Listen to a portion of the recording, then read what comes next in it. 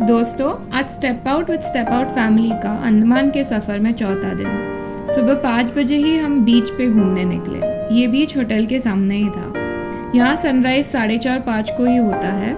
सुबह के 5 बजे ही सूरज काफ़ी ऊपर आया था।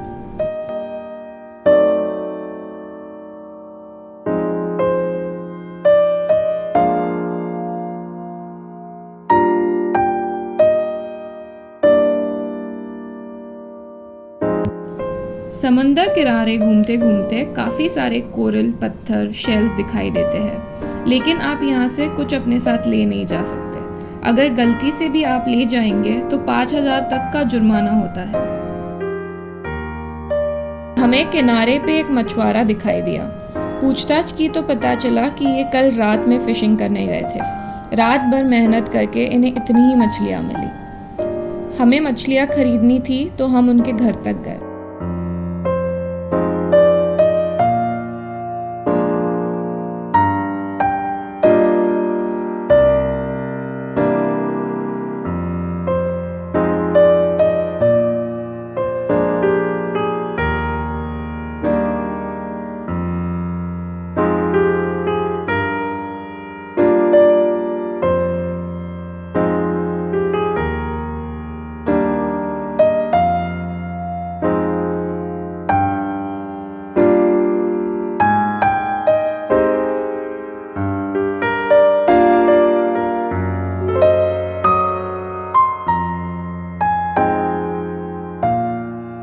घर जाने का रास्ता नारियल सुपारी के पेड़ों में से था। हमारे कोंकण में भी घर के पीछे ऐसी ही बागान होती है। उसे वाड़ी कहते हैं।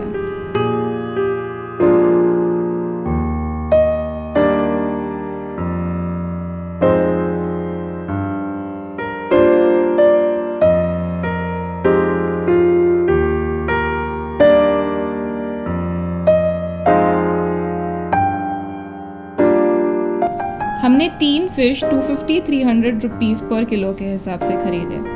उसमें एक रेड स्नेपर, वाइट स्नेपर और एक अलग नया फिश था। उनकी मेहनत देख के हमने कोई बार्गेनिंग नहीं की।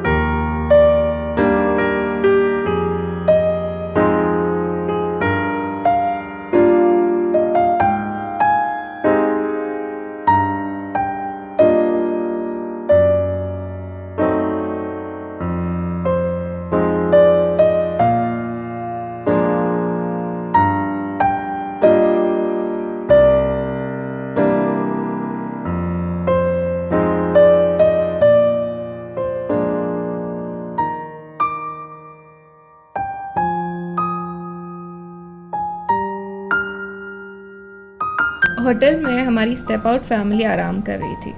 उन्हें आवाज़ देके जगाया तो सुबह सुबह फिश देख के सब हैरान हो गए।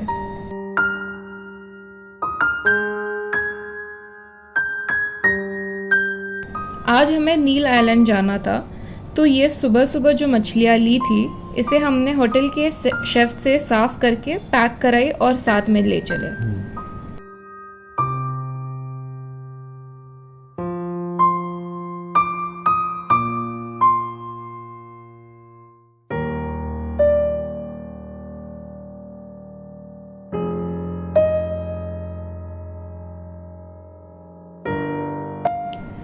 सुबह 8:45 की हमारी ग्रीन ओशन शिप की बुकिंग थी।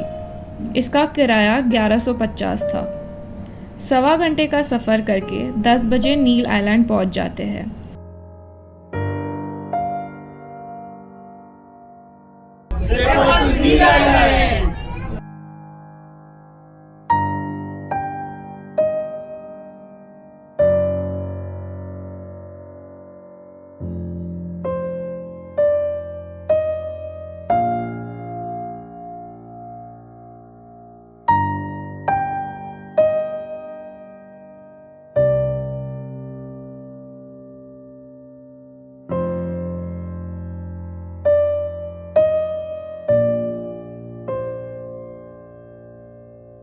इस दरमियान बोट पे लोगों का मूड बनाए रखने के लिए डिस्को म्यूज़िक लगाते हैं और एक एक करके सारे ज़ोरों शोरों से नाचने लगते हैं। ये डांस पार्टी में नील आइलैंड कब आता है ये पता ही नहीं।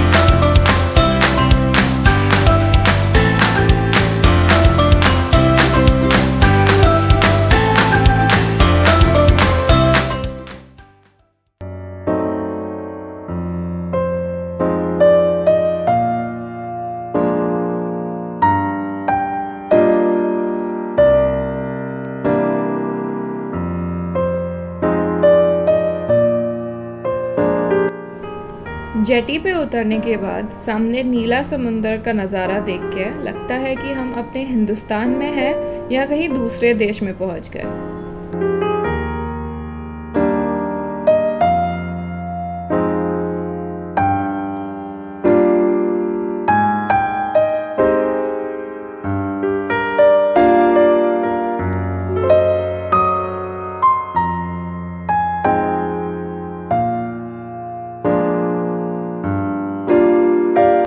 आज का हमारा स्टे टैंगो बीच रिसोर्ट में था। होटल का लोकेशन काफ़ी खूबसूरत था और रूम भी।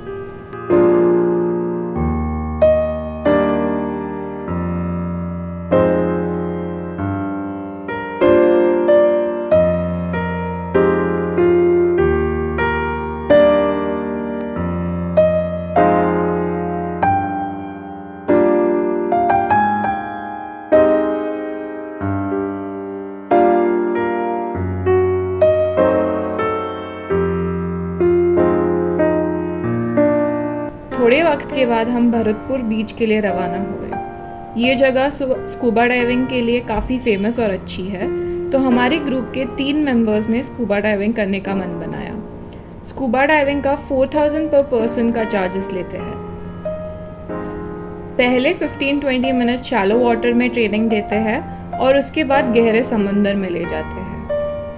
अब तक टीवी और मूवीज़ में जो देखते थे उसका आज खुद अनुभव ले रहे थे।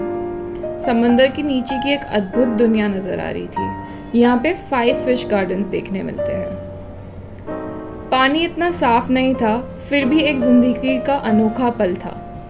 काफ़ी सारे कोरल कलरफुल फिशेस देखने मिले। इसके लिए हमारा पूरा 3 घंटे का वक्त लगा।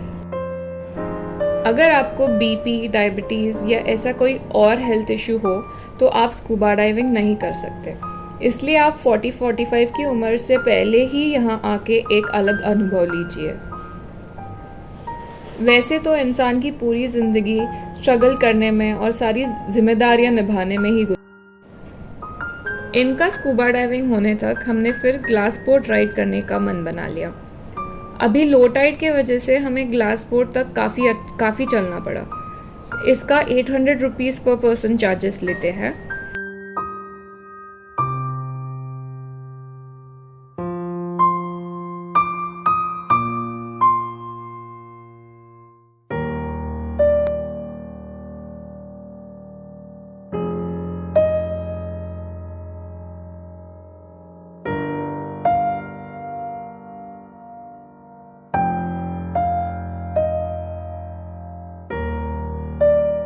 समंदर का पानी साफ न होने के कारण ग्लास बोट से हमें कुछ अच्छा नहीं दिखाई दिया, तो बोट वालों ने सजेस्ट किया कि आप टिकट काउंटर पे कंप्लेन करो तो अच्छा होगा। तो वैसे हमने शिकायत की तो उन्होंने अच्छा रिस्पॉन्स दिया और हमें दूसरे दिन सुबह 8 बजे फिर ग्लास बोट राइड करने बुलाया। भरतपुर बीच के वाटर स्पोर्ट्स मैनेजमेंट ने हमसे काफ़ी अच्छे से कोऑपरेट किया। इससे अलग एलिफेंटा बीच पे हमें बुरा अनुभव मिला। लोग इतने दूर से आते हैं कोई अच्छी जगह एक्सप्लोर करने, कुछ अलग एक्सपीरियंस करने, और इतने पैसे खर्च करके कोई फंसाता है तो ये गलत बात है।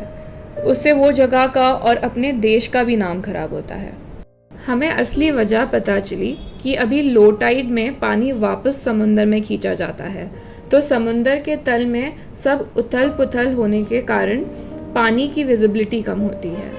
तो आप एक बात ध्यान में रखना कि जब हाई टाइड होगी तो ही ग्लास बोट, स्कूबा डाइविंग और सी वॉक का एक्सपीरियंस कीजिए। लो टाइड में बिल्कुल ही ना जाए, आपका पैसा वेस्ट जा सकता है।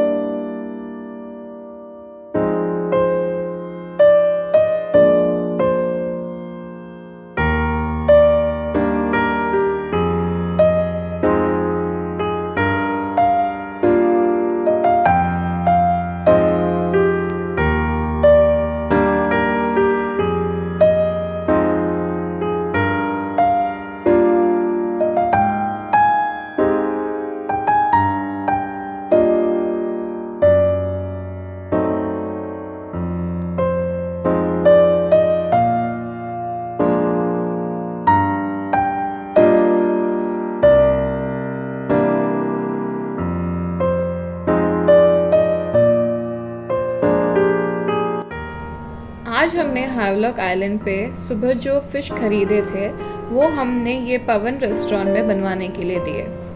होटल के बगान में हमारे खाने का इंतज़ाम किया था, तो खाने का स्वाद और ही अच्छा लगा।